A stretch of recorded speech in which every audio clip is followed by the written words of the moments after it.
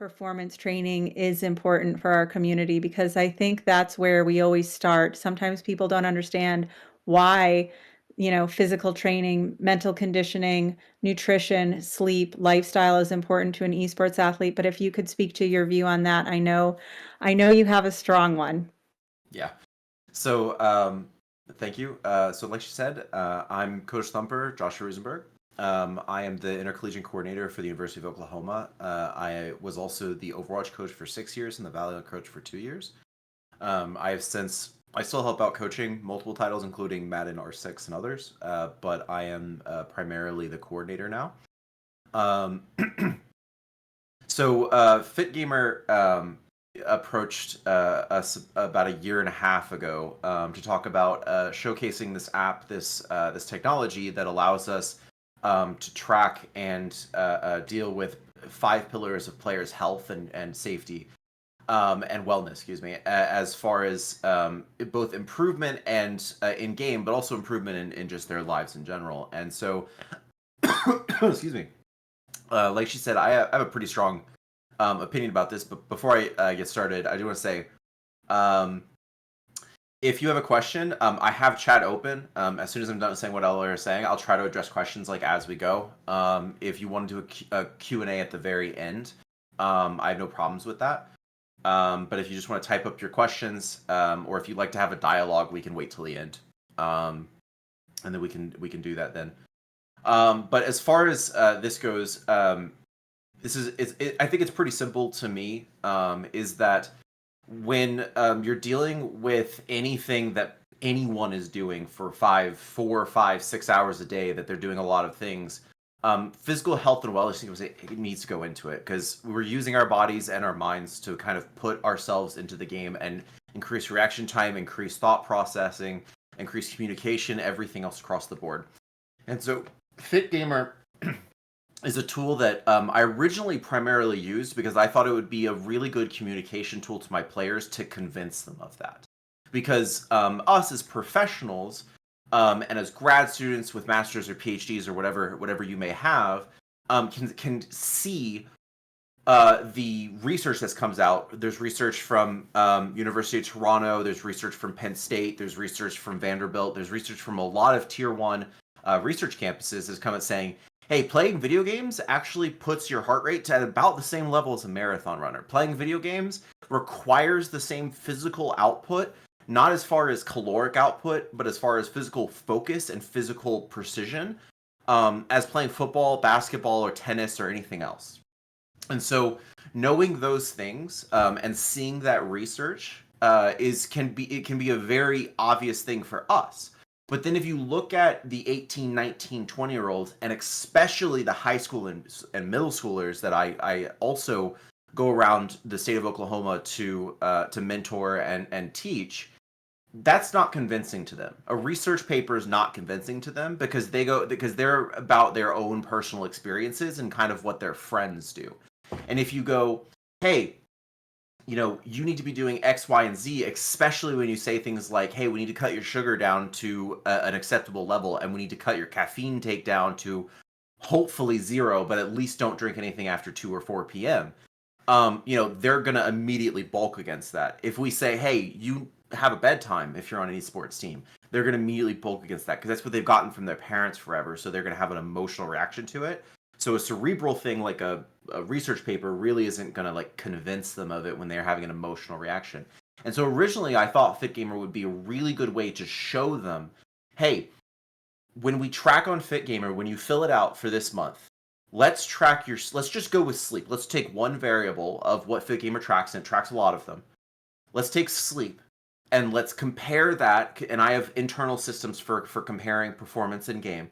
Let's compare that to your in-game systems. And so the first semester, that's all I did was I took independent variables. I took how much their caffeine intake was, how much their sugar intake was, how much their sleep affected it, how many times did they work out that week, what did they do during those workouts, things like that.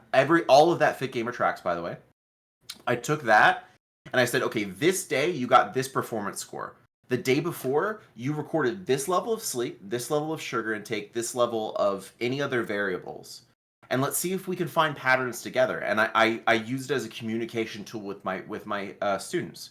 And in one semester, I used this with my Overwatch team. So for those of you that understand Overwatch, or maybe if you don't, the highest rank in Overwatch is top 500. It means you're top 500 in North American leaderboard at your position. And there's 3 positions, so top 1500 overall. And then it goes Grandmaster, Master, Diamond, Plat, going all the way down the medal ranks. When I started out using this program, I had one top 500 player, 2 Grandmaster players, and 2 Masters players. One of them just getting out of Diamond, so really close. Excuse me, I don't know why my voice is doing this. So that was my rank. In addition, the average GPA of my students at the time was about a 3. So they had about a 3. I think it was actually 297, if I remember correctly.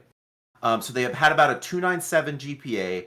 They were average high Masters team, which is pretty good, but it's not a top 30, top 50 collegiate team in the Overwatch space, for sure. And in addition to that, almost all of them had terrible sleep schedules, terrible lifestyles. They didn't ever go to the gym, with the exception of one player. And they didn't do those things. By the end of the semester, all of them were going to the gym 3 days a week. All of them were going to bed before midnight and waking up before 9 a.m. All of them, that semester, our GPA average across the team was a 3.3. And in addition to that, most of them reported better play, and it showed that in both their ranks and in the team, as we made the playoffs, which is top 32 for Overwatch that year, and finished like 27th, I believe, in that semester as like a high Masters team. That's really, really good. In addition, all of them got Grandmaster. 2 more got top 500 that semester. So it bared out fruit from just as a communication tool, not even necessarily as a let's fix things. I didn't dictate anything to my players. I wasn't like, hey, you got to fix XYZ. I just showed them the information and allowed them to make changes based on what they saw, because they really cared about their in-game performance. And it obviously worked really well.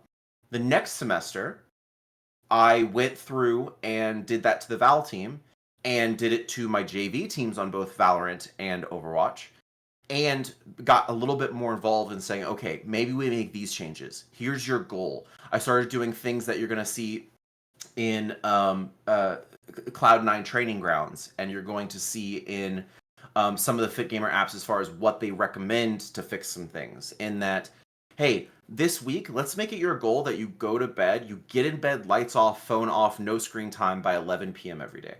That is when you fall asleep. I'm not dictating it when you wake up, but that's when it happens. And then for other players that didn't work, so I said, fine, no matter what time you fall asleep, no matter what time you get in bed, you wake up and you get out of bed at 8 a.m., 9 a.m., whatever it was. Doesn't matter, just be consistent. And so we started making smart goals, and we started making goals based off the information in FitGMR. And that improved even more. And some unexpected things happened. For example, I had 3 players change majors from what they were at and didn't want to a harder major that they didn't think they were good enough, smart enough, or they didn't think they were disciplined enough to do, and they changed those majors, and all 3 are still in that major and have almost a 4.0 in all 3. One of them was astrophysics, by the way. I had one player, and this is fine from my point of view. I had one player decide that esports and video games wasn't for him anymore, that is not something that he wanted to pursue as he got a healthier and healthier lifestyle, and instead went into creative media production, and instead started doing graphic design for our esports program, and started doing game design and things of that nature. So he's still within the esports space, but he decided competing wasn't really what he was about anymore.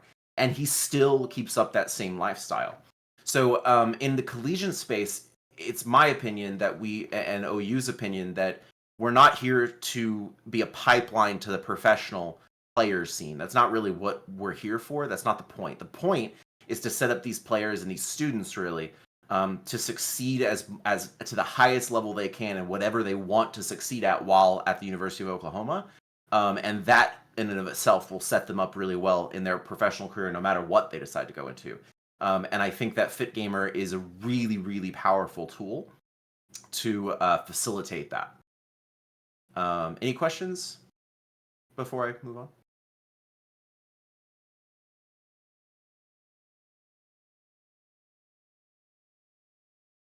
Just I see Michael Martinez typing, and I just wanted to share with you, Josh, that one of the features that is currently being worked on at FitGamer is a way to unlock pillars Hmm. so that when you start in the app, you can pick one area of focus. Do you want to start with sleep? Does nutrition resonate with you? Do you want to start with physical maintenance or mental conditioning?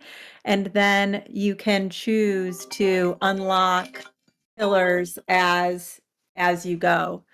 Um, and so I think it's interesting that you also actually put that, it's not in a feature yet in the app, but that you kind of adopted that mentality with your program. Yeah. So I got this from another program you're very familiar with that you're partners with, which is Cloud9 Training Grounds, right? Yep. And the Smart Goals, which is SMART Goals is an acronym. So SMART stands for specific, measurable, attainable, relevant, and time bound. And so when you're developing goals for us, whenever you ask a player, um, whenever you ask a player, hey, what are your goals? They're always going to go to, I want to be a pro player. I want to reach this rank. I want to carry my team to this victory or this national ranking, or they always go to that, right? And I think that while FitGamer is a good tool for that, I think at one level it's too narrow of a goal for FitGamer. I think FitGamer is a little bit too powerful of a tool to say that's the end result goal. I think those are all good stepping stone goals, but I think if you're going to make a SMART goal saying, hey, let's make a SMART goal for you for a year from now, I think that's too narrow. I think that using FitGamer and outside tools, which I see your questions, I'll address them in a moment.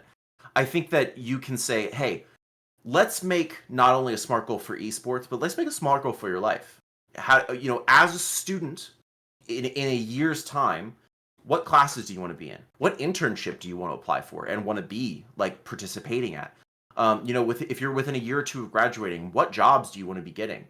Things like that. And I think that showing players and students that using apps like this to organize their lives and really hone in and focus, and using that new feature you're saying to focus even more, not even on 5 pillars, but really on one pillar, I think is a really powerful tool to make sure that they don't get lost in the 2 to 3 year goal and they really focus in on the 2 to 3 week goal. And then they're able to segment anything across the board because 18, 19, 20 year olds, 3 years is a very long time for most people. 18, 19 year olds, that's like most of their life, it feels like. So if you can segment it even shorter, I think that's a really, really, really good thing. Is there anything you use in conjunction with FitGamer, on-site personnel, training staff, nutritionists? Yes. Some of this is actually not even necessary anymore. But FitGamer does, because FitGamer has updated and done things. But at first, I used a lot of Excel to create spreadsheets and to graph things, graph trends. FitGamer does this for you now. And if you go to the website, and you walk through the not the app but the actual like site on your computer, the dashboard, you can actually download all the information onto an Excel file now, and I think it even, correct me if I'm wrong, I think it even obscures who it is, so there's anonymity as well. It does. There's Yeah. not de-identified data available. You can choose that option. Yeah. And so so you can even do anonymity where you can kind of use the data if you want to write white papers or research papers or anything else like that, which is one of the things that I did. Is you can even use the data with anonymity and allow your players to see themselves change. And I even did it one time where I asked if everyone was okay with it first, but I downloaded with anonymity and then made it a little bit more readable of a spreadsheet, and then I posted it. And I had my players guess who they were. By the way, every single one got it wrong. All of them. Not a single person got the right one wrong, which just kind of shows players don't really have a good grasp of what exactly they're doing day to day that impacts their gameplay. Which is why this, as a communication tool alone, this is a really powerful tool. But in addition to that, it's something that gives the coaches and the managers really good tools. In addition to that, is there also a team leaderboard in the app? Yes, they are ranked with teammates in there. Yes, so yes, there is. There's leaderboards in the app, and players can see where they rank. I also told players as a competitive thing. In addition to that, I had weekly meetings where the first half, it was 2-hour meetings. The first half was a VOD review with my players. The second half, I took things from FitGMR, and from that, I had them write personal resumes. So this wasn't professional resumes. I had them write personal resumes for saying, I would invest in me as a person because, and they would write the goals they've reached, and they would write the things they've done well in FitGMR, but also just in life and things like that. Go from there. In addition to that, again, you don't have to use this anymore. So FitGMR has a lot of videos, but one of in something called the Vault, and you can see that here. But one of the video sections is called yoga, and another one's called meditation. So those two, I went to YouTube, and because I wanted a little bit more robust, and I wanted also a little slightly more advanced stuff, because I had a few people that were actually experienced in yoga, but they had to kind of let it off. And the videos weren't hard enough, and so I went to experience those. Now there are actually better stuff in the app already now, so I wouldn't have to do that again. But I did that as well. Nutritionally, I tried not to go into this all that much, to be honest. When I was going into it, all I asked was that my players try to reduce their sugar intake as much as possible and not drink caffeine after 2 p.m. Now, I think the app says 4 p.m., but I said 2. So that's what I asked nutritionally from my team. My team was the quintessential stay up till 3 a.m. gamers that like ate flaming hot Cheetos for dinner and ate drunk power drinks at 8 p.m. and did like really not good things. And so too much change too quickly, I felt, was not a good idea. And so I felt making those very slight asks of them in nutrition was a good compromise, considering I was asking them to pretty rapidly change their workout and their sleep schedules, which is kind of the two pillars I focused on a little bit more than the other ones. So I did that. I also contacted our on-site gym, and they were willing to train my players in a few weightlifting and other exercises. So they got kind of hands-on experience with the workouts. Now there's workout videos on the app, but if you have the resources to get in-person feedback and training for your players, I felt that was a good thing to have. I happened to have a friend that was getting a master's in kinesiology, so it was a pretty easy. I didn't have to pay for it. It was a pretty easy transition. As I said, all those players went from 3 a.m. Flamin' Hot Cheetos, energy drinks, all this stuff to, going to bed before midnight, waking up on time, going to the gym most days. Really, the thing I'm most proud of is that GPA bump, to be honest. That GPA bump was, I was expecting a slight GPA bump, to be honest, because they would all wake up for class more and be more awake and alert during, but I wasn't expecting, a third of a point. That was quite a surprise, actually.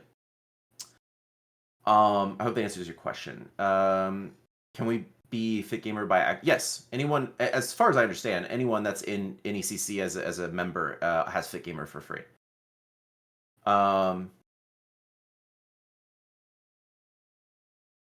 There is a robust nutrition section in the app with full insights information from nutritional. Yep. So I had a question that is Sure.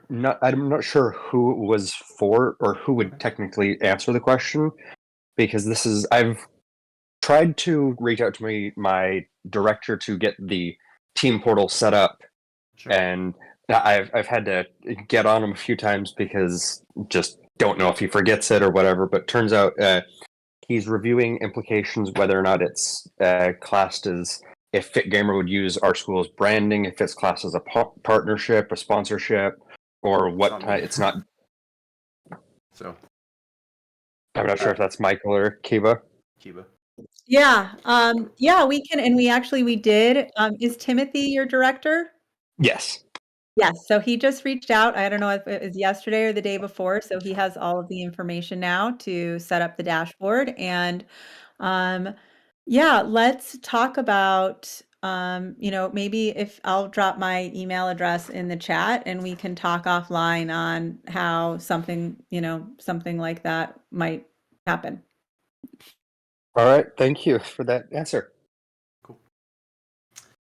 Matawa, what academic year did you conduct these activities where you saw these difference? This was fall 22 to spring 23, so not this semester, but the previous two. This semester, we're still using it, but because I transitioned out of a coaching role, it doesn't quite have the leadership to like really get it going, and there are new coaches in my stead that I'm still training. So we're gonna give it this semester to kind of give those coaches a time to get their feet under them, kind of in general, because they don't quite yet. And then in spring, we're rolling it out for probably 8 titles.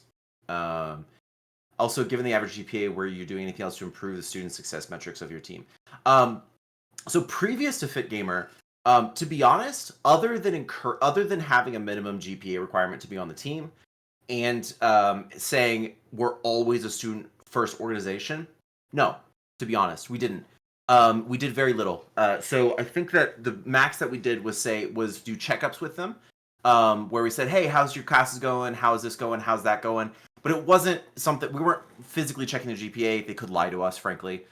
They could do a bunch of other things, but we did check up with them. I did ask my players consistently how their classes were going and things like that, and they just say fine or something like that. We checked their GPA at the end of every semester to make sure they were still eligible. And then if we saw the GPA going down or up, we'd contact them because we would be concerned about it going down. But past that, we didn't really do a lot. And it was really the FitGamer app that kind of started me thinking, as a coach, I started thinking about, okay, I need to stop drowning in the nitpicky micro coaching of exactly how to get this tech done with Tracer. And I started getting a lot more into, okay, how do I improve the overall player, not just how they play? So addressing kind of more of the cause, not the symptom. And it's really that got me into a little bit better mindset. It was always something I wanted, which was because I come from an athletics background as well, in high school and everything. So I always wanted to get into, hey, you have to be in shape, you have to go to the gym, don't eat really improperly, all this stuff.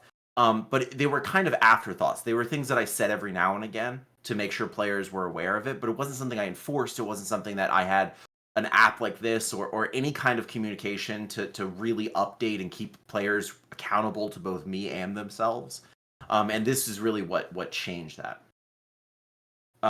for us. And I hope that answers your question. I just wanted to ask one, see if you could comment on this. Sure. Within the app, there is a mental, Mhm. self-reflection. How are you feeling today?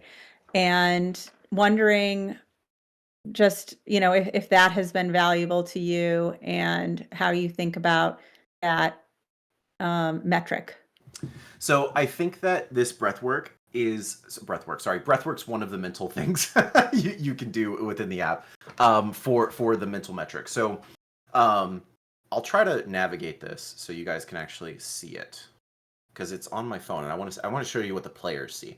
So if you see the metrics, oh, it's gonna reflect. That's unfortunate. Anyway, if you see the metrics, so there's an overall daily score at the top. That's kind of a combination of these metrics. And so there's health pillars, which are sleep, nutrition, lifestyle, physical maintenance, mental conditioning, and then there's a daily video. So those are the 5 pillars, and then there's a daily video for them to watch to kind of keep their mind going with the pillars. And then after that, there's gaming. There's them grading their own gaming readiness and then their own gaming performance. And so what we're talking about is the 5th pillar, which is mental conditioning, which is probably the most overlooked pillar in all of gaming. In traditional sports, if you have any background there, you're very well aware that mental conditioning and mental training and understanding your own mind and the way you think and doing things like thought replacement therapy, trying to keep those negative self-recriminations out, is really, really, really heavy. That's something that like traditional sports do all the time. It's really, really important. But it's something kind of overlooked. And so I think that the mental conditioning pillar in and of itself, to answer your question, I think that it is an insanely useful tool, but you're going to have to introduce it to your players because most of them see meditation, breath work, things like that, and they're going to scoff at it. And they're going to just say, whatever, I don't need that. Like, I just need to make sure that I think I'm amazing or whatever. And they're not going to understand the importance of it, and they're not going to understand the impact of it. And so I don't think, I think that pillar in particular, because it's obvious to people that like, okay, what I put in my body, impacts me. How much I sleep impacts me. That's pretty obvious, I think, to most people. But I think that this one is not nearly as obvious, or it's just self denial. And so I think that with this one, definitely get your players to do it, but I think it's one of the ones you really need to prove to the players that it is an important pillar, and it's actually one of the most important pillars besides maybe sleep, in my opinion. And I think that it is really really important, but it's one you're going to have to kind of convince your players on almost, because it is just so overlooked in our space. Yep, and I remember talking to you once earlier this year, and in that mental conditioning pillar, there's self-reflection, which is Yeah. how did you feel today? And there's about a dozen choices: excited, focused, happy, Yep. relaxed, angry, sad, stressed, discouraged, tired, meh, bored, unsure. And I remember you saying one of your players came in and said, "Okay, I've had every single one of these emotions today, Yeah. so which one do I put in?" And we were like, "Put them all in because that is information in and of itself." And that's something where I think the journal feature really helps to be It able does. to see how someone is feeling on a given day, and for a coach or a director to be able to put in a response like, "Hey, everything okay?" Or just checking in, "How can I help?" Yeah. Um, Yeah, I think that that's exactly right, and I think that that journal feature was one of the things that we kind of talked about, and especially like, hey, I had players all the time tell me like, well, I felt like 7 of these emotions. And I'm like, fine, put all 7, you know. Or I had one I had one player every day she would be like, I don't know. My emotion is I don't know. I don't know what I'm feeling. All of these, none of these, I have no freaking idea. But all of that's really good information, and so it should be put in the journal and talked about. But again, as our esports space, and I'm not condoning this, I don't think it's a good thing, but as our esports space is 95% male, things like talking about emotions, things like journaling, are really harshly looked down upon in the traditional masculine, whatever you want to call it, culture. But it's insanely necessary for performance. And so that's another reason why I say like you're gonna have to introduce this and say like, listen, this is for you. No one's gonna look at this. No one's judging you. I'm making everyone on the team journal. I'm making everyone on the team talk about their emotions. No one's gonna see that aspect of your stuff except for you and me, and I won't look at it unless you tell me I can.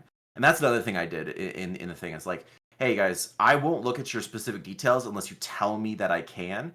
This is not a me being the bad guy trying to check up on you app. This is a you need to be aware of what you're doing to yourself, and you need to be aware how to take responsibility for yourself. And when presented that way, they were a lot more open to it, and I think that was a better way to do it. Um, how do you manage overhead when incorporating FitGamer into a program? I.e., what tips do you have for using this platform?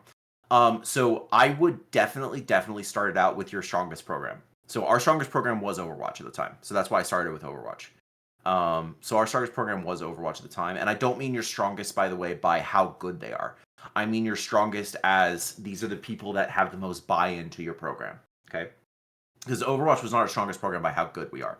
It was our strongest program by every player had buy-in, every player wanted to be there, every player would spend 20 hours a week doing whatever the coach or leadership told them to. They really were invested in collegiate esports and in Overwatch and in getting better, but also developing the program. And so I would really start with your strongest program, because if you can start with your strongest program and whatever problems they have, every other program within your development will have all of them. So our Overwatch program, I had problems with caffeine, getting them off caffeine. That was a problem, like a really big problem. Every single day I would have someone, and luckily they were really accountable, but every day they would be like, hey, I just have to have a caffeine. And I look at the clock, it's 9:30 at night. I'm like, are you sleepy in the next hour and a half? And they're like, no. And I'm like, well, why not? That you should be. And they're like, oh, fine. Like caffeine was a problem. And the second part was getting to the gym. Getting to the gym. It wasn't getting them to do anything in the gym. It was getting them to the gym. Once they were in the gym, they did fine. They were there for an hour, hour and a half. They worked out, they shot basketballs, they lifted weights, they did anything. They didn't even think about leaving early. But getting them to the gym, that was a struggle. The only thing that fixed that to start with, to get the habit ingrained, was team gym time. That was the only thing I could do that actually got them there.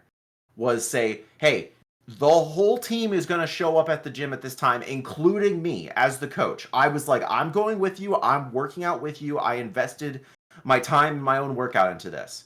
And that was the only thing, because it was peer pressure, because whoever didn't show up, there was a culture of whoever didn't show up just like spam pinged in Discord the person not showing up, being like, hey, where are you? Hey, where are you? Hey, where are you? For like an hour. And stuff like that. And so there was like this culture of like everyone works together, everyone goes to the gym together, and that really got it ingrained. And it started branching off from there. They did a good job, because then it was like, okay, you're going to be my gym partner. We're going to go at a different time, but we're still going every other day, or however often they decided to go, so on and so forth. And some people decided, and one person in particular found a love for rock climbing, actually. And so he bought a membership the next semester at a rock climbing gym, stopped going to the team workout, and went to that rock climbing gym every single day the next semester. And I think he dropped like 35 pounds that semester or something. It was some ridiculous amount in like 3 months. But yeah, so that's really what I would suggest, is whatever problems your best program has, every single other program will have that problem.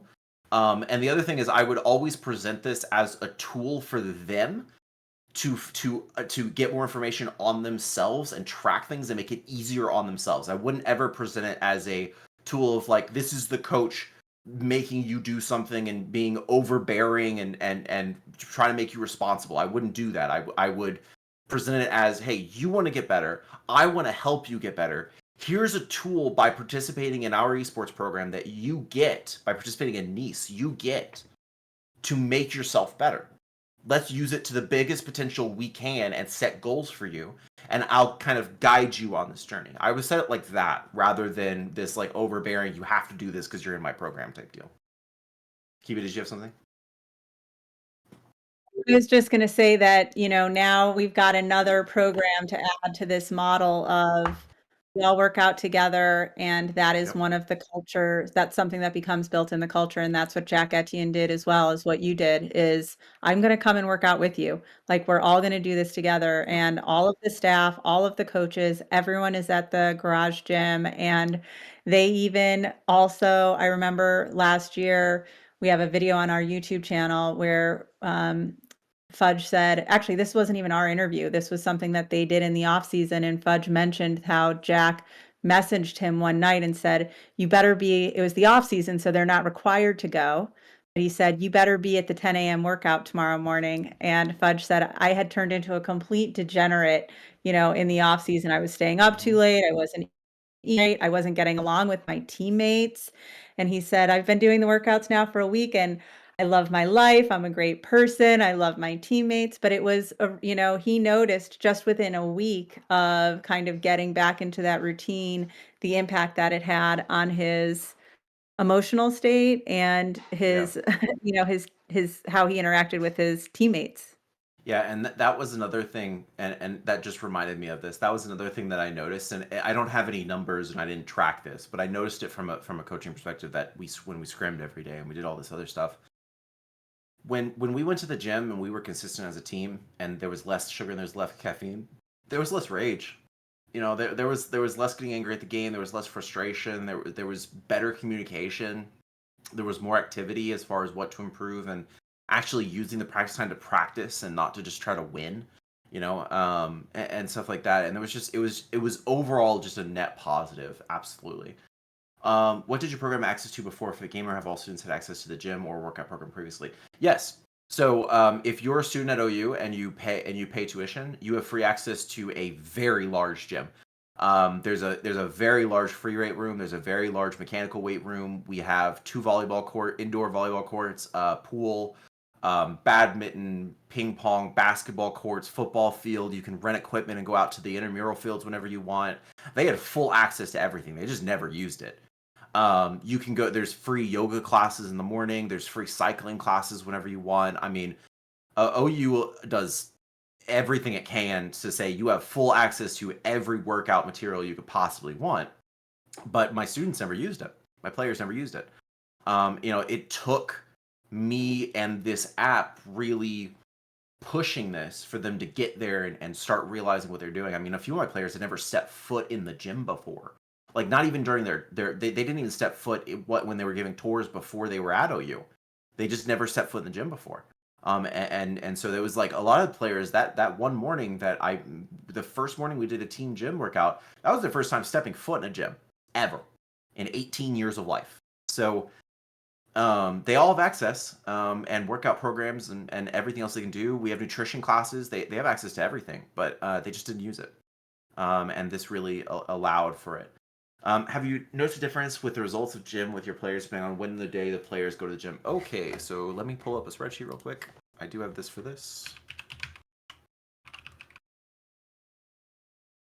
Okay, so my trends for the gym were essentially, if I could get them there before 10 a.m., we would have a better day, except if they went heavy arms. So if they went heavy upper body, like weightlifting, if they went heavy upper body in the morning, and then we had to play later in the day, we had worse results.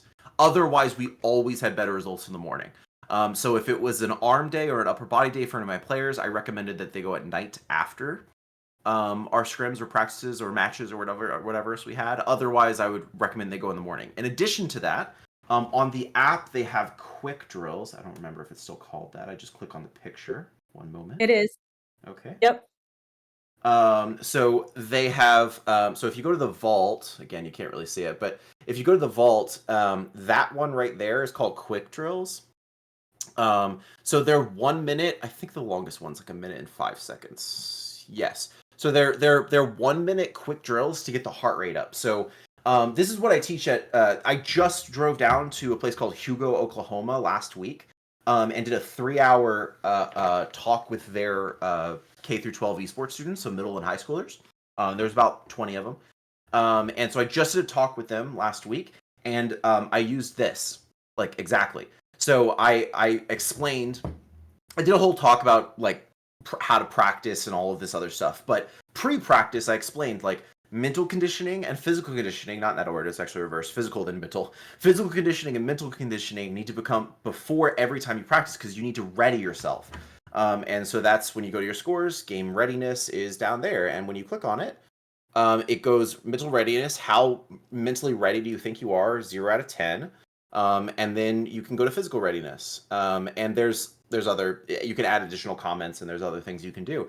But for that physical and mental readiness, I go to quick drills and I go to breathing exercises and I go to meditation and I go, okay, before we touch a game, let's get our heart rate up a little bit. Not enough to sweat, but enough to get our heart rate up and our blood flowing and blood going through the brain and oxygen going everywhere. Wake ourselves up a little bit. And then let's do some breathing and meditation exercises, all based on the app and quick drills, to calm that heart rate back down. But now we're awake and we're active and we're very alert. And while we're meditating and doing these breathing exercises, let's think about our goals in game. Okay, so what am I improving today? What am I working on? What's my short-term goals? How does that feed into my long-term goals? It gets them focused, body and mind, into what they're doing in that practice, so they're not just going, well, I just got done with a test. I have like 3 things of homework to do. I have all these sums to do tomorrow. I haven't eaten dinner. I have done this, blah, blah, blah. Okay, I'm going to keep thinking about that, but I'm going to get on the game and do it. No, that doesn't work.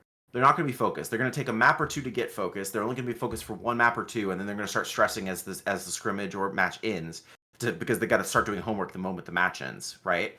That doesn't work.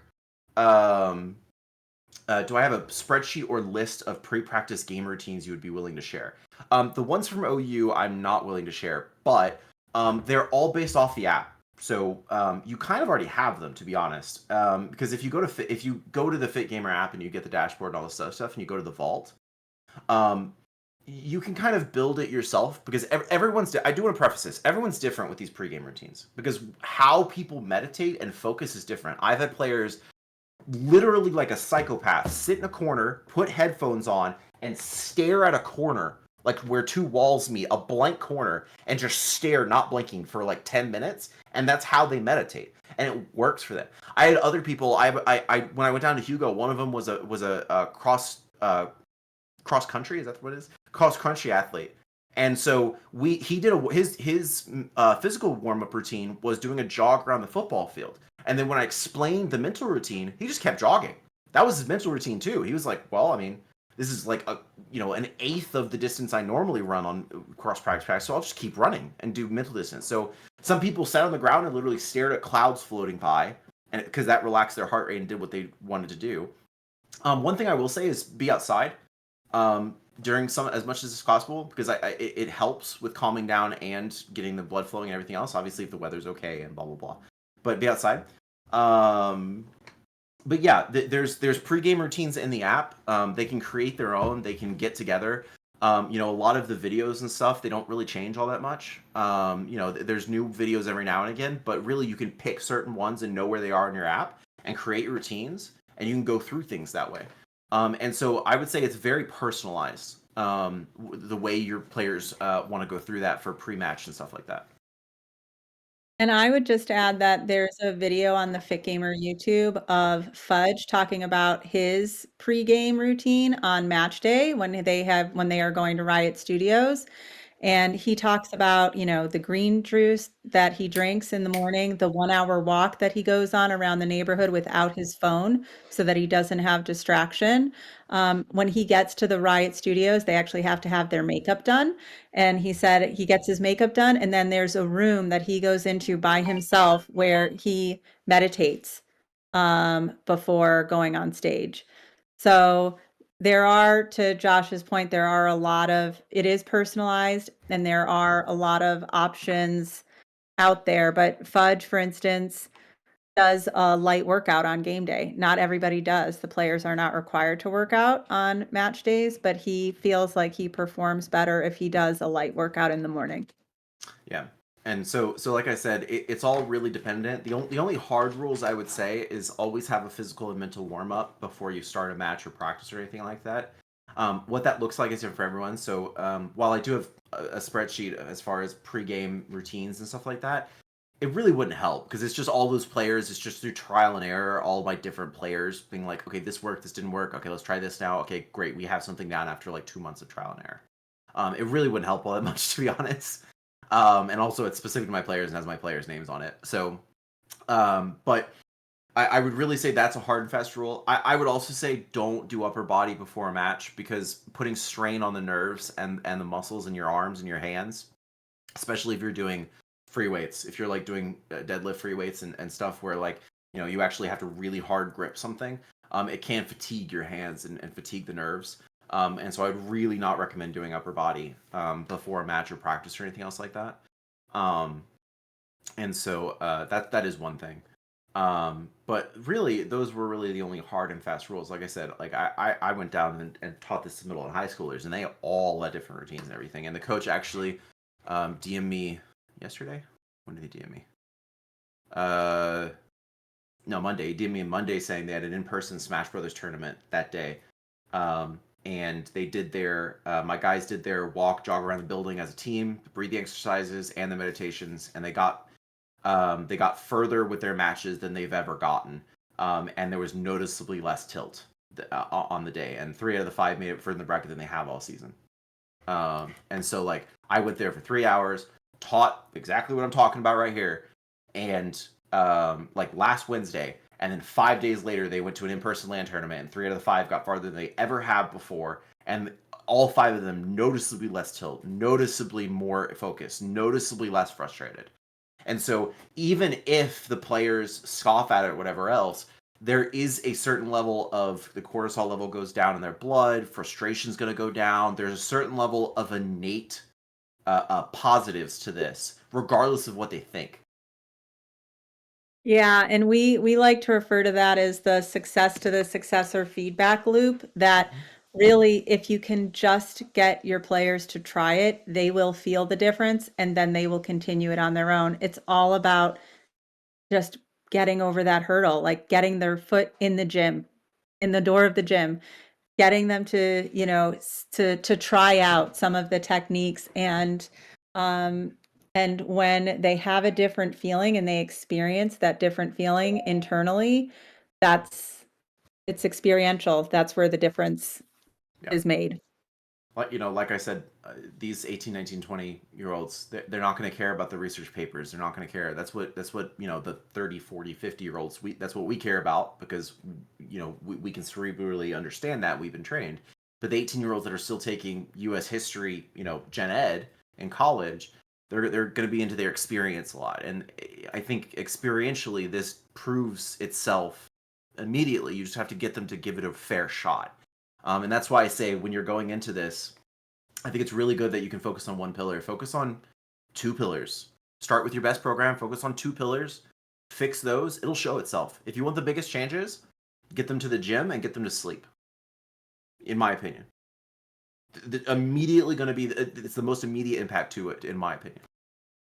Yep, and one of the things that we heard from one of the Cloud9 Overwatch players was, he kind of started with the physical movement and said, "Well, I've noticed that I've stopped eating as much junk food, because if I'm going to spend all this time doing this physical stuff, I don't want to, like, why am I then going to waste it by eating junk food?" And Yep. so once you start with one, that's what we call the web of interconnectivity. It works in a positive direction and a negative direction, but you start with one, and you exercise so you sleep better. You sleep better, so you have more energy the next day, so you don't crave carbohydrates. You don't crave carbohydrates, so you're not spiking and crashing, and your mood is better. You feel better, you want to go outside. I mean, it is all so interrelated, and I think that you emphasizing the point of pick one, the others will fall into place. Yeah. They really will. Cool. So we have about 5 minutes left. Does anyone have any questions, or want to talk about anything, or want to re-go over anything? So I think we basically covered what we wanted to go over, as far as is concerned. But yeah. Yeah, I mean, I think Botanic is Typing. typing there, but thank you so much. This feedback is, so valuable to everyone on this call, and I know that Michael is recording this, and so for others who maybe weren't able to attend, because they were in classes or whatever today, can watch it again in the Discord. And this conversation has been rich with tips. So I think as an organization, we will definitely go through this again and kind of summarize what you've shared, if you're all right with that, Yeah. and send it to NECC to share with the community in a way where people can experience your lessons and what you've learned over the last 12 months with your programs. Sure. Um, I'm assuming Mike. Yeah. Okay. So NEC. I was about to say, I don't know where it's going to be recorded to. So, um, I think a couple things just to So FitGamer can also assist in improving the quality of life for other members of the esports channel. Yes, esports club, excuse me. Yes. So we also at OU have 6 pillars. So we have obviously the team pillar, which is the intercollegiate pillar, but we have a leadership pillar, we have a community pillar, we have a streamer pillar, news and media pillar, and a production pillar. So we have all of those things too. Yes, absolutely. Because at the end of the day, the at the end of the day, what the to me at least, what the FitGamer app is a performance enhancing app. It is a way to track someone's lifestyle and someone's how do I say this? Someone's propensity to do certain things, their habits, and show them University of Oklahoma, excuse me, and show them what they're doing wrong, or what they should want to change. And so I don't think that's specific to players. I think that can be anyone. And this is geared towards gamers.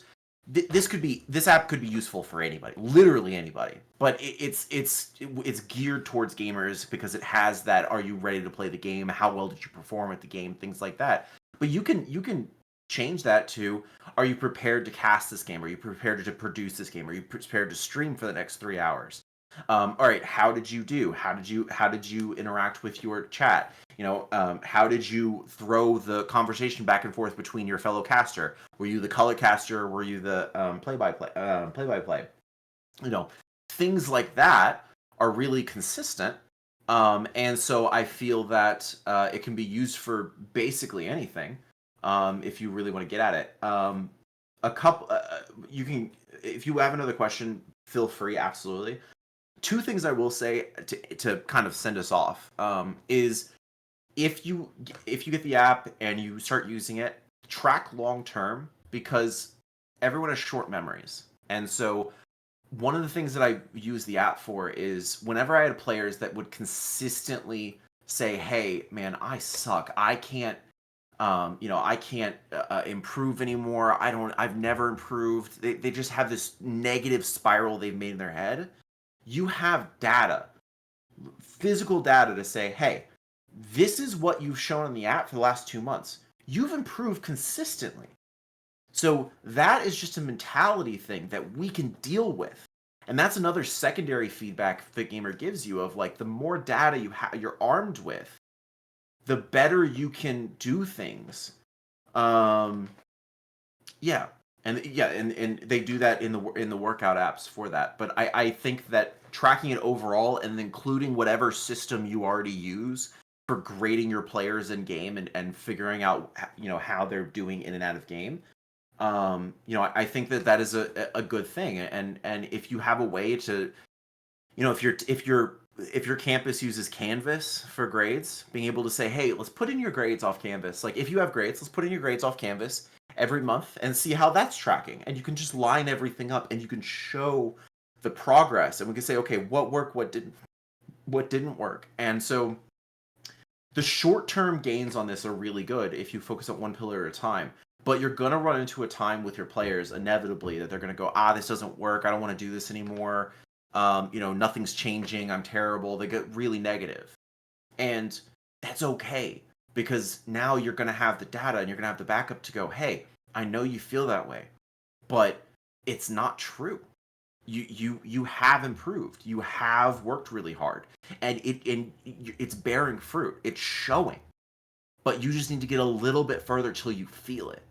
And if you can show that, you can get past these roadblocks players will put in front of themselves, and you can that some players will never get past those roadblocks.